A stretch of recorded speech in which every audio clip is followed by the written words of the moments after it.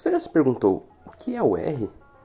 R é uma linguagem de programação destinada principalmente à análise, manipulação e visualização de dados, sendo hoje amplamente utilizado tanto na academia quanto no mercado no geral.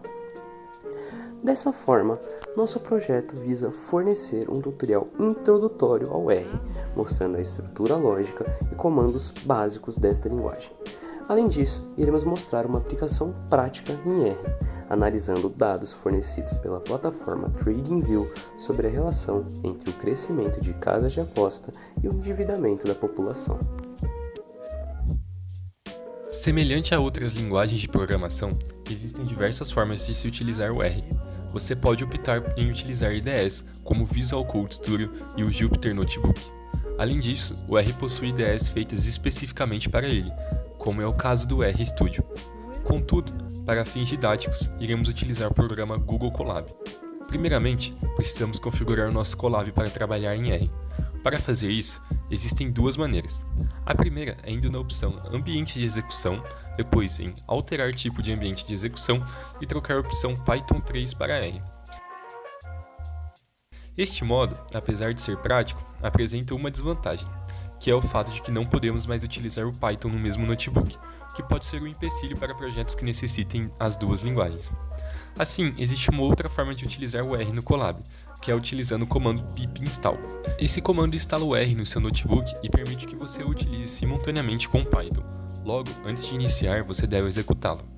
Além disso, os códigos em R costumam apresentar problemas com comentários. Fazer os comentários em células de texto à parte resolve esse problema. O R possui pacotes que adicionam funcionalidades adicionais a ele. Você pode encontrar esses pacotes nos websites Scrum, Fantastic, que foi descontinuado, mas o link para o arquivo está no nosso Google Colab, e no GitHub. Pelo site do Scrum, basta buscar na seção Packages e ler sobre os pacotes disponíveis. Pelo GitHub, é só navegar na página Trending R. Alguns pacotes já vêm instalados no Google Colab, mas em uma IDE separada provavelmente não. Então você pode baixá-los clicando em pacotes na página do CRAN. Adicionalmente, esses são os principais pacotes do R. Com o R configurado, vamos começar a programar. Caso você tenha optado pelo primeiro método de instalação do R, as células irão executar o R normalmente. Contudo, caso você tenha optado pelo segundo método, você deve indicar a célula com o comando %R, para que ela entenda que deve ser executada em R. Você também pode instalar o Pacman com esse comando, uma ferramenta de gerenciamento de pacotes R que combina os comandos relacionados à biblioteca base em funções nomeadas intuitivamente. Certo, vamos começar. Para criar variáveis em R, você pode usar o comando --, que forma uma seta, apontando para o nome da variável.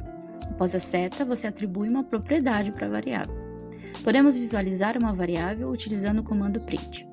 Para criar um vetor, definimos variáveis e, posteriormente, definimos uma outra variável com o prefixo C, criando um conjunto com todas as variáveis desejadas. Com o comando summary, podemos extrair dados do vetor, como o valor mínimo, o máximo, a média e etc. Agora, iremos demonstrar a instalação do pacote strc. O comando strc, string, do inglês para linha, fio, executa uma concatenação de variáveis, estejam elas portando elementos textuais, numéricos ou símbolos. Na célula em questão, unimos duas variáveis, nome e tarefa, em um só comando, print, com um espaço entre elas, para formar uma frase legível. Agora vamos mostrar algumas operações básicas com R, começando com a adição. Para isso, definimos duas variáveis A e B e depois escrevemos a operação que queremos realizar. O processo é análogo para a subtração, multiplicação e potenciação. O R também pode verificar se certas proposições matemáticas são falsas ou não. Por exemplo, se 1 é igual a 2 e se 1 é menor que 2. Finalmente, podemos utilizar conectivos lógicos matemáticos como o e e o ou. Vamos mostrar agora alguns comandos destinados à organização de dados em R. O comando sinteger arredonda um certo resultado, o deixando apenas em números inteiros. Contudo, um comando mais interessante pode ser o round, que arredonda o número com base no número de casas decimais especificadas. O comando sFactor em R é utilizado para converter um vetor em um fator, ou seja, uma variável categórica. Fatores são usados em R para armazenar variáveis que têm um número limitado de valores distintos, chamados de níveis. Assim, o comando mode verifica o tipo de informação armazenada, nesse caso, numérica, e o comando class verifica a classe da informação armazenada, no caso, fator. Podemos utilizar também os comandos isVector e isList para verificar se uma variável é um vetor ou uma lista. Com o comando list, podemos criar uma lista. A diferença de uma lista com um vetor é que um vetor em R é homogêneo, ou seja, todos os elementos de um vetor devem ser do mesmo tipo. Ele pode ser composto de números, caracteres ou valores lógicos, mas nunca uma mistura. Já a lista é mais flexível e admite elementos de classe diferente, heterogênea. No R, podemos criar matrizes atribuindo a propriedade matriz a uma variável. Criamos uma matriz com valores variando de 1 até 10 com 5 linhas e 4 colunas. Podemos localizar uma célula específica na matriz puxando a variável com a respectiva coordenada da célula. É possível também alterar o valor de uma célula específica na matriz. Como mencionamos no início, neste projeto iremos estudar a hipótese, abre aspas, o aumento das ações das casas de apostas online se correlaciona com o aumento da taxa de inadimplência, fecha aspas. Para responder essa pergunta, nosso grupo utilizou ferramentas apresentadas da linguagem de programação R, em conjunto com o TradingView como fornecedor dos nossos dados. Iremos analisar dois dataframes, o GovPy e o IPXN. A Greek Organization of Football Prognostics, GovPy, é uma empresa grega fundada em 1958 que opera em diversos segmentos de loterias e apostas esportivas, como VLTS e serviços de dinheiro virtual. Já Experian plc, fundada em 1980, é uma empresa internacional de serviços de informação com sede em Dublin, Irlanda. Ela oferece ferramentas de análise de crédito, prevenção de fraudes e serviços de marketing. Ambas as empresas serão analisadas com base em suas ações no TradingView. Sendo assim, calcularemos o coeficiente de correlação das ações das empresas GovPy e Experian no mesmo intervalo de tempo, iniciando na pandemia da Covid-19 e indo até os dias atuais, momento de variação brusca no mercado de ações para encontrarmos dados mais apurados. Antes disso, vamos introduzir o que são dataframes e mostrar como podemos plotar gráficos dos mesmos com R e Python. Segundo a Universidade de Porto, um dataframe pode ser visto como uma tabela de base de dados em que cada linha corresponde ao registro da tabela. Mas qual a utilidade de um dataframe? Um dataframe é um jeito fácil de armazenar e manipular dados, sendo extremamente simples de trabalhar com eles em ambientes de programação, pois os mesmos organizam todos os dados importantes de maneira acessível por meio de comandos simples. Segue uma lista de comandos úteis sobre dataframes. Para acessar um dataframe pelo Colab, primeiro utilizamos o comando de Python para realizar entre o Drive e o Colab. Agora podemos utilizar o R para acessar o Drive, com o setwd, que acessa um arquivo no Drive, e o Reader, que lê um dataframe. Neste primeiro caso, estamos acessando o dataframe do GovPy. Com o comando head podemos visualizar o dataframe, mas perceba que o tempo está em Unix. E para melhorar, trabalhar com dataframe, vamos convertê-lo para o formato ano, mês, dia e horário. Para isso, com o comando df cifrão_time, indicamos que queremos trabalhar com a coluna time. A parte as.posxct inicia as conversões dos dados, indicando que queremos novamente converter o vetor df%time. A parte orange define o ponto de partida da contagem de segundos, no qual o sistema Unix utiliza a data 19700101 como parte inicial.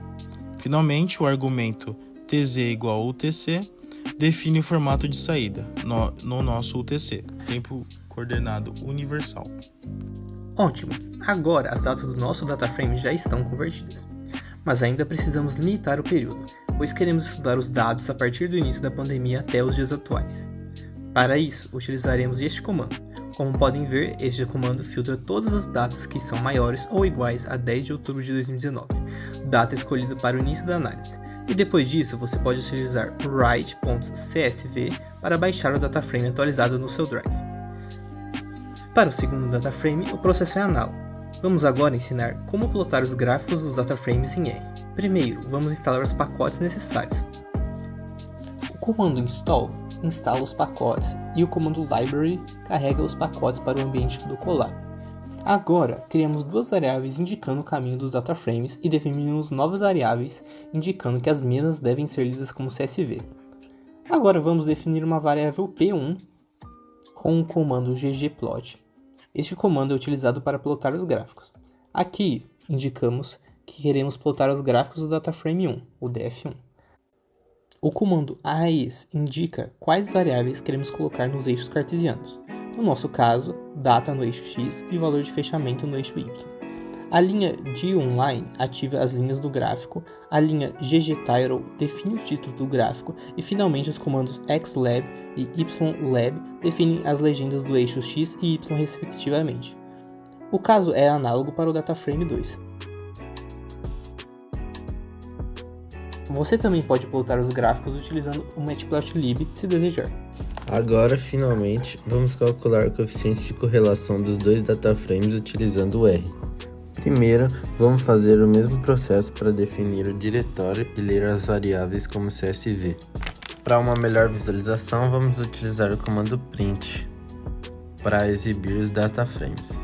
Posteriormente, criamos a variável correlation e definimos ela com o comando core, que faz o cálculo do coeficiente de correlação automaticamente. Dentro do comando core, definimos quais variáveis do dataframe queremos calcular a correlação.